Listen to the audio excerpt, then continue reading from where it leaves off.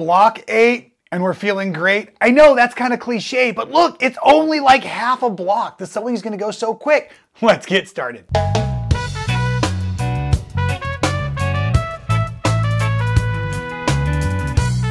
That is right, everybody. Welcome back to another installment of the Patch Party Block of the Month.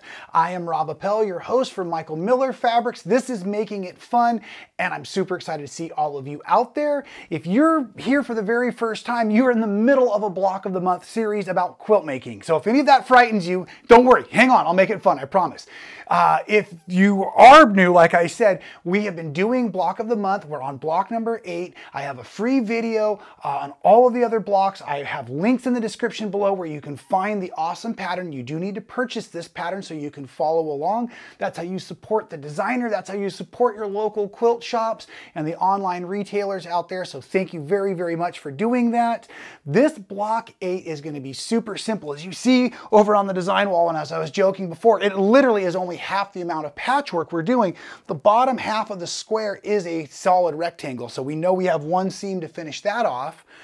And then also, if you look over here on my design table, as I've kind of pre-organized myself today, it's all straight seams really, other than the first part I'm going to show you. So it is super simple, but I do want to say thank you very much to our pattern designer, Leila, for creating this awesome project. I'm glad you are all following along. I'll also have links at the back end of the video so that you can jump in and find the other months. If this is your first time, again, welcome. We are using Michael Miller solids and their Fairy Frost fabric, matching colors per month, and the white cotton couture as well. This is a high density solid. It is amazing to sew with, super wonderful. You'll love it. If you haven't ever tried it, please do. Now this month we're only using one color, so don't panic. You only have your solid. You have this wonderful lime green color, and this is what we're using in combination with the bright white to form the block you see here. You also see the way this block is, hopefully down in here, and you're catching the tip of it up here, the flying patchwork. Super simple. Now, as we get started today, I'm going to start by creating the only diagonal sewing in this entire project. Is we're going to go ahead and make this little rectangle into a flying geese, which means it'll have a diagonals of both of these whites. So on my square, I'm hoping you can see I've already drawn a line diagonally from point to point on the squares, and right now that is going to be a stitch line. That is not a guideline. We're going to sew right on that. So I just pushed one aside, I'm grabbing the other one and I'm lining it up. I'm trying to line it up, if it would just dang hold still, to all three of those outside edges. Head on over to your sewing machine, and I'd normally say 1/4 inch seam allowance, but like I just said, we're going to sew right on that line, and that's going to give us the seam allowance we need.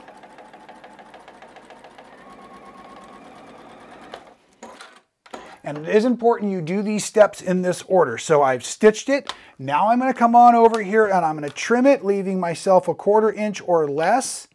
Okay, so I'm going to trim that way. And now I'm going to go ahead and press from the green into the white, folding that over. And I need to do all of those steps first before I can put on this other triangle, or excuse me, the other square with the diagonal that forms the triangle, because of that overlap right there. Make note that you want to make sure this is forming the green triangle left behind as you head over to that sewing machine, and again, stitch right down that center line.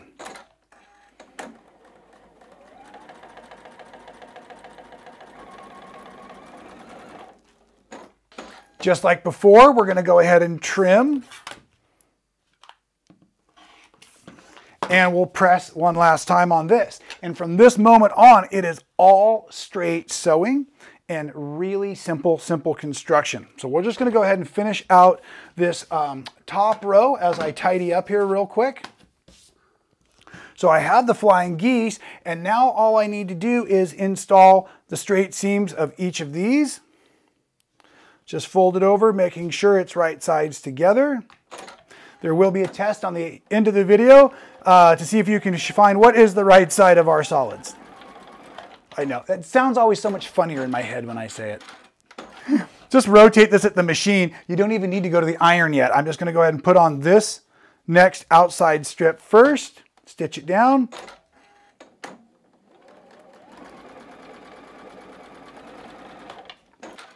And now if you actually look at the pattern, it's going to show you which way to press each of the seam allowances. The real rule of thumb is we'll be pressing into the green always, but on this top one, the green's just the tip, but it still really follows the rules. So go ahead and take a moment as you go and press following the instructions on your pattern.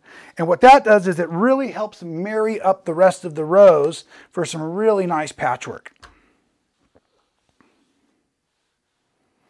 What I want to do now is make sure I stay organized and in order. So I'm just going to set this one. I'm working from the top down.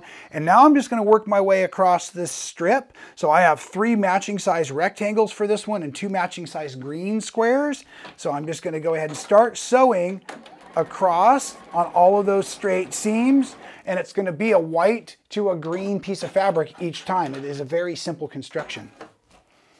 I do believe this would be really neat if you wanted to use this as the base for some creativity though, and you wanted to maybe build this block twice over, and then you could marry them together using even different colors. I think some variegated fabrics might be really, really cool together.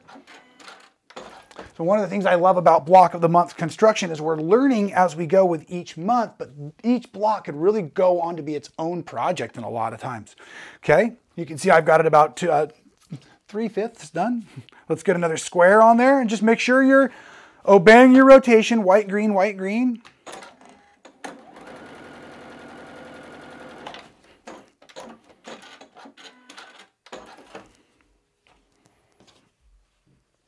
So on that last outer strip. And I do know this may be actually a little hard for all of you to see because of using that bright white fabric and all the amount of lights we've got going on in the studio and the white sewing machine. It can be reflective, I do understand, but it's the colors. Leila chose it. Be disappointed. No, I'm sorry. I'm just being silly. Now we're going to press right into the green. We're going to be right into the green here from both sides. So hold that up, push it in, push it into the green over here. And on the outside, flip it up, push it in again. Real simple.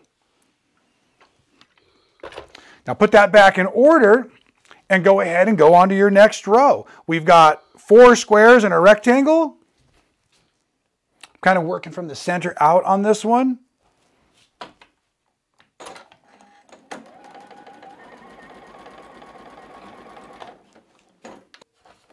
Okay, like before, we will be pressing into the green. So I'm going to put the iron on that outside little white square now, push it over. Do the same kind of by rotating.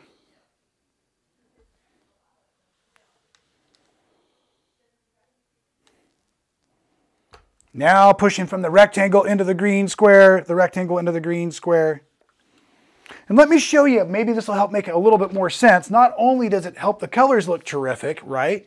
But now those seams and these seams here are heading in opposite directions. Watch this. Well, that's not very great looking, but I think you'll get the point here. You can see they're heading in opposite directions like this, so that'll make it much easier to piece nice and accurately as we go. So we've got that one last row to do, and it's real simple. It's a real long rectangle with just the green squares on the outside edges. So go ahead and build that with me.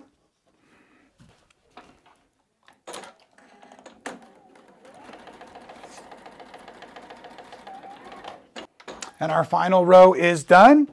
So now I'm just going to go ahead like before, pressing from the green. Oh, I did it backwards, didn't I? I'm pressing from the white into the green. I don't even think I can edit that out. So we'll just leave it for you. Enjoy. And the white into the green. Okay, so we're just going to now build our way back up the rows. So outsides next over, your greens are going to touch. That's your checkpoint. Finding those matched seams, just like that.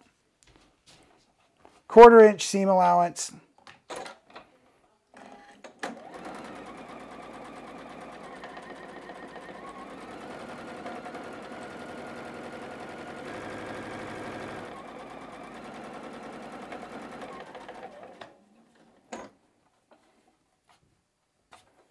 As you approach this last set of squares again, you want to make sure you line up and everything's nice there with our little checkpoint.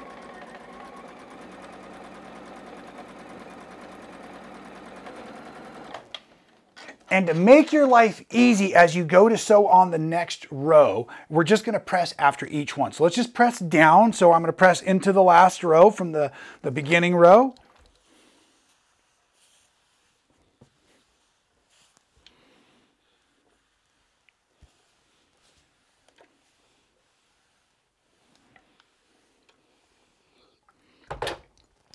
Okay, so we've got those. Now we're going to add in the next where it's more in the center, those green squares are. Flopping it over, just the same.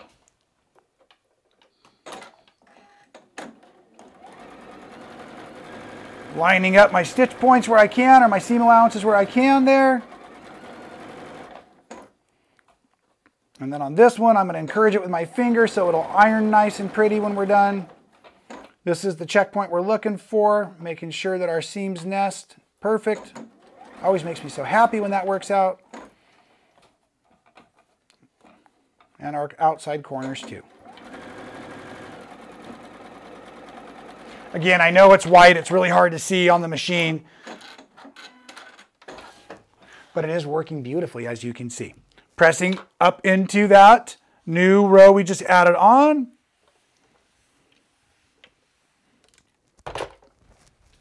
And installing our last, the one with the flying geese.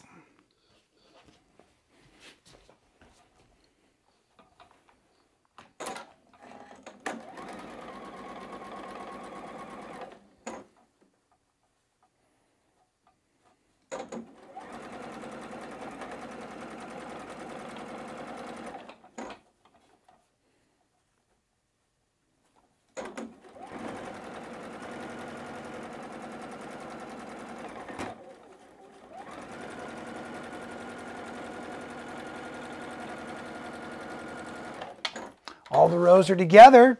So let's just go ahead and press this now one last time. Up into the flying geese block itself.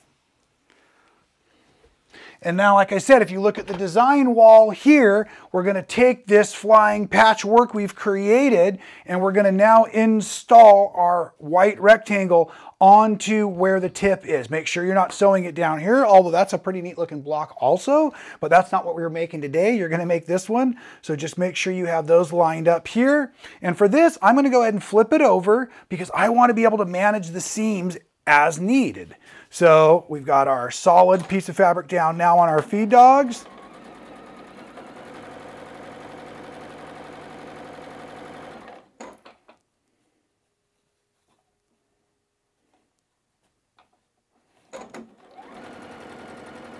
Catching that little tip as I go through there, making sure my needle hit where I wanted to. Line up that outside edge as we finish off this entire block in a jiff, if you ask me. Let's get that thread cut and press this open. Now, as I've been speaking in all of the videos, you know you're making multiples. For this particular block, you're only going to make 2. Most of the blocks you are also making 2. Some of them you'll make 4, and Leila and I will certainly let you know if you're following the pattern or if you're following the videos. Of course, you start with her wonderful cutting instructions, and that'll map it out for you. So you just follow her cutting instructions, and you'll end up with exactly what you need to make as many blocks as you need. Like I said, we needed 2 of these for block number 8. This is super exciting. We are now, what is that, 2/3 of the way there. We have a 12-month series we're doing. So I will be seeing you at the beginning Wednesday or the first Wednesday of each month with the following installments, block 9 and 10 and 11 and 12. That's how we do it here at Making It Fun. Until then, a bunch of wonderful content. Some of our brand ambassadors and some of our fabulous fabric lines are out there. Make sure you're supporting your local quilt shops and all of the creators and designers that help bring all of this wonderful stuff to all of us. Thank you to everybody, especially our pattern designer today, Leila Gardunia. Make sure you follow her. All of the info is below. More videos at the back end of this little ending. Thank you very much for being here. We'll see you next time.